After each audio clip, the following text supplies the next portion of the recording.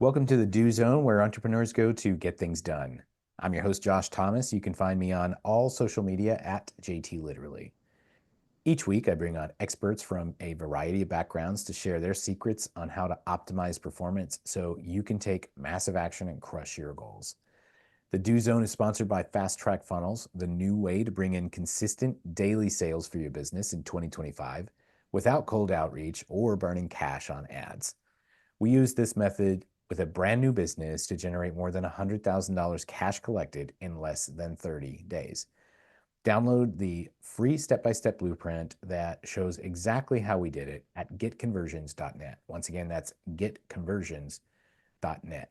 Today's guest is James Wellington. Having been in the business and personal development space for 7 years now, James has been fortunate enough to create multiple 6, 7, and 8-figure businesses, as well as train thousands of people in both sales and marketing. His team has directly worked with and impacted over 60,000 customers across multiple businesses in the coaching space and consulting space.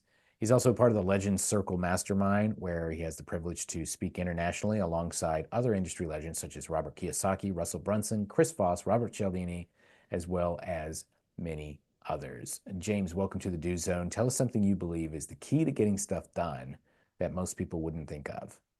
Awesome, Josh. Thanks for having me. So I think the biggest thing is that, I always try to focus on the thing that comes to mind first, because generally the thing that comes to mind first is obviously the thing that's most connected to your spirit and your heart. I find that a lot of entrepreneurs and a lot of business owners potentially tend to overthink things, whereas it's like, an idea. So like anything in the world, ideas have generally become, two things. First, they would come from a thought. Second, they became a reality. So I find that for a lot of people that they overthink the complication of the thing in which they need to do. I better reference Brian Tracy. We do work alongside him. So Eat That Frog is a book in which he wrote. So, it's like the concept of just getting up and getting after it and really just moving forward and, doing the first thing or the least favorite thing first is something I always recommend to a lot of people I work with because, I've found in business, every time I've thought too much about something or overcomplicated, I've generally found myself getting into a situation where I get further and further away from the initial goal that I wanted to do, and I know for a lot of entrepreneurs, they're like, I just want to do this thing. And, we work with thousands of people wanting to become financially free. But yet, for some unbeknown reasons, they make their business super complicated. And I'm like, don't you want to be free? And they go, I want to make 20,000 a month. And I'm like, cool. How do you want to do that? Well, I want financial freedom, but I'm going to go and sell a subscription service to hundreds of people at $100 a month to make 20,000 a month. And I say, wouldn't it be just easier if you just went and sold one thing at 20K or two things at 10K or four things at 5K and so on? And they're like, well, when you put it like that, it sounds a lot easier, doesn't it? And it's as opposed to this overcomplicated process, which we all think we have to do because we think that, if we choose freedom in the beginning, especially in business for a lot of people listening, that will be the first milestone you'll go for. It's go and do the thing that allows you to charge more, do less, and only have to do one conversion or I guess maybe five conversions versus hundreds. Because I find everybody tends to want to go into like things like software and SaaS and all these subscription services. And I have those businesses myself, but it's like the first initial thing to get things done is do the easiest thing, do it once and do it well, and then find people that are willing to pay you to do it again for them. So pretty simple, Josh, from my perspective. Yeah, that brings up so many thoughts. And the first thing that came to my mind, as you kept talking, it became less relevant. But I think this is something people need to hear, because you opened up with, you really need to go for like what you want, like what is your heart telling you, where's your emotions pushing you, and a very unlikely source, and my ex-wife. Taught me one of the most important lessons about making a decision. And basically, I was having trouble figuring out, what we were going to do. We were traveling or something. And she said, well, flip a coin. And I'm like, well, that's stupid. She's like, no, flip a coin. And so option A was like go to the beach, and option B was like go to this like jungle safari thing. And so A was the beach, and I flipped the coin, and it landed on A, and it's like, okay, beach. And she said, well, wait, I got one more question.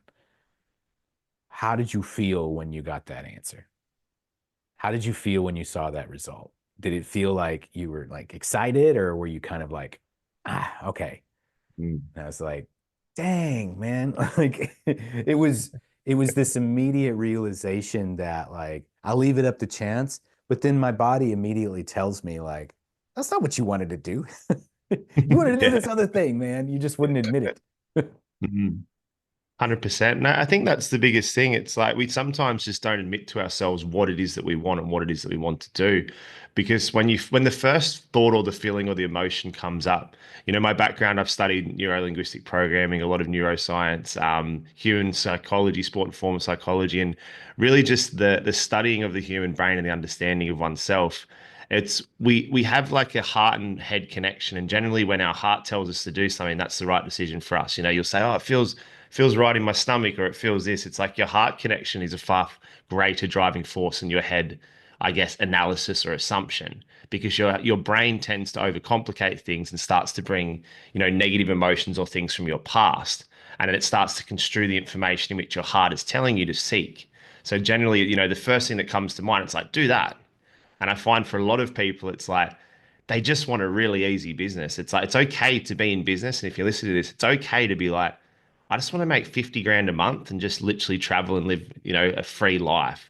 You don't have to go for the seven, eight, and nine figures if that's not your truth. I don't know how many parents I talk to that are like, I just want more money to have more time freedom with my kids. And I'm like, well, put your phone down, stop what you're doing, go and spend time with your kids. They don't care if you've got $100 or $1 million.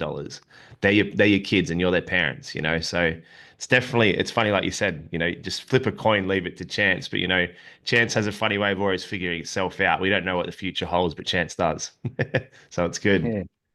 Yeah, it's the wildest thing, man. And so, uh, one follow-up question for you is, why do you think? Because I've learned this from another guy that I talked to another episode recently, where we don't always do the things that are in our best interest. But more than understanding that that's the truth, I think it's also important that we explore the reason why we would do things that are detrimental to ourselves. And so let me ask you, if somebody wants to make 20, 30, $50,000 a month, but then they build out this whole big complicated thing that is like a ball and chain. Why do you think they do that? Well, Is it it because comes down to societal and I guess parental conditioning. It's like we live in a day and age in which I think money can come easy to you, but a lot of people have got this conditioning, especially here in Australia, and I know it's very similar in America as well, and pretty much all parts of the world. It's like money's hard to come by. You must work hard for your money. And if you don't work hard for your money, you won't have a replicatable system. And so, therefore, people tend to overcomplicate the way in which they grow their business or make money because they make this assumption that, hey, it can't just be easy. Like, that just seems too good to be true. Is that I hear that time and time again. It seems too easy. It seems too good to be true. But we never tend to ask ourselves the question, what if it is true? Or what if it is just that easy? And I think a lot of people start to avoid that and really start to overcomplicate that because when they go from their first initial feeling of like, hey, this is amazing, that's a great idea, I can sell that, the fear, the uncertainty, the doubt, this questioning, the conditioning, the past starts to creep up. And all of a sudden they've spiraled, into this absolute abyss of like, self-doubt and feeling of emotions that they're not worthy enough.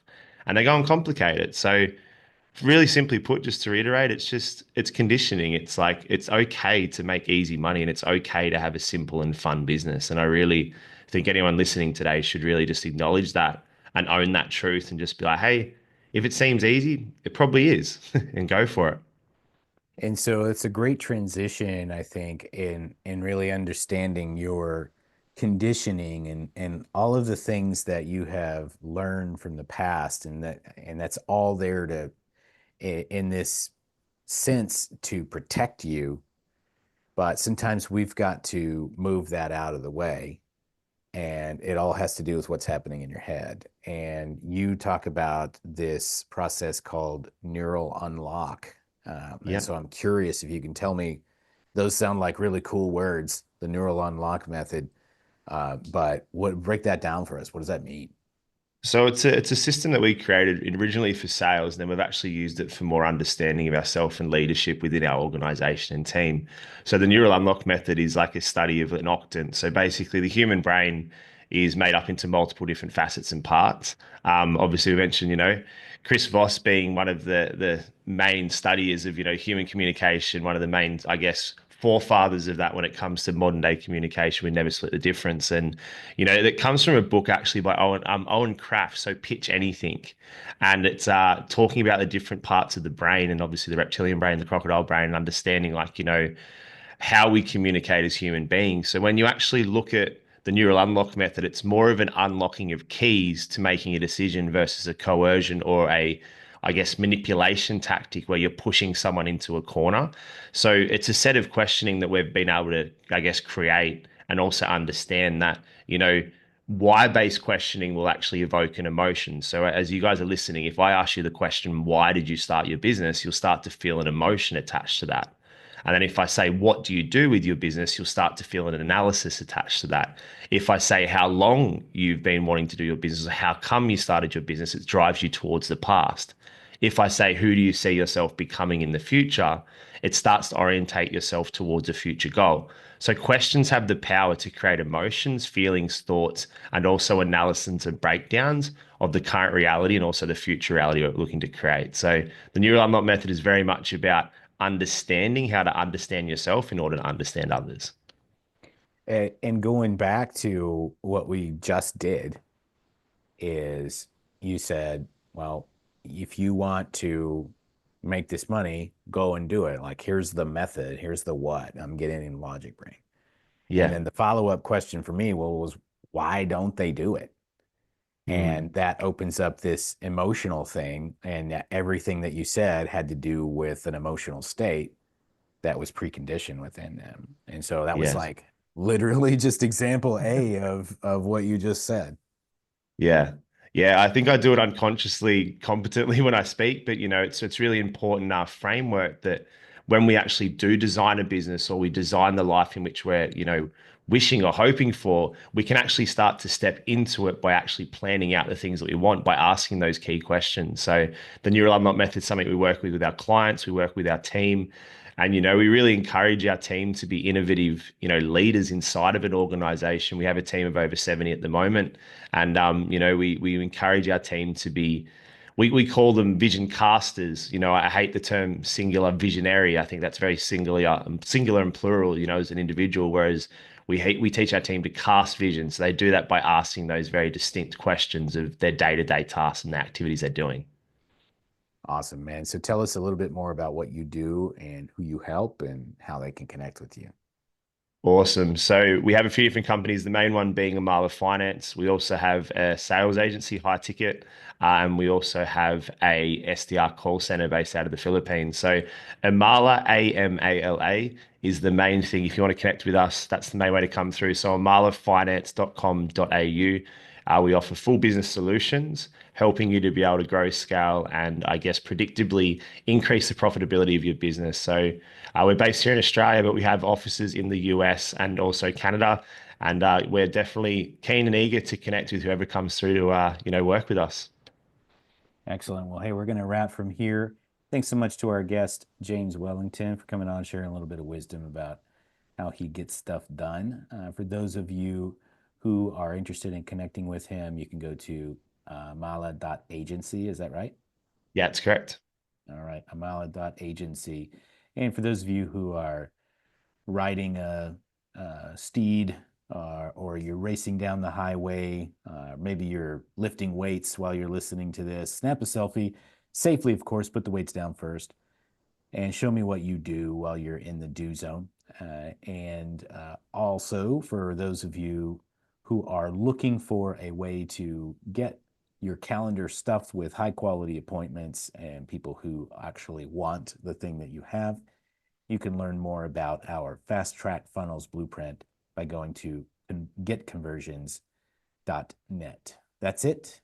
Let's get to work. Hey, thanks for listening to the Do Zone podcast. If you're running a service-based business that's looking to grow this year, let's talk about how we can slingshot you into momentum with a quick injection of cash and sales. Our clients typically see results in as little as 7 days. To learn more about what we do, you could go to factor1.io. Once again, that's factor1.io. We'll see you next time.